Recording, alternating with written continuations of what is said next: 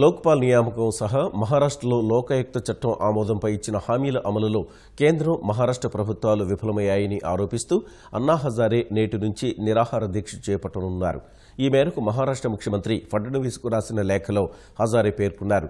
లోక్పాల్ చట్టం ఆమోదం పొంది దాదాపు 5 ఏళ్లు గడుస్తున్నా మోదీ సర్కార్ లోక్పాల్ నియామకం చేపట్టలేదన్న హజారే మహారాష్ట్రలో లోకాయుక్త చట్టం ఆమోదం కోసం 4 ఏళ్లుగా నిరీక్షిస్తున్నట్లు పేర్కొన్నారు.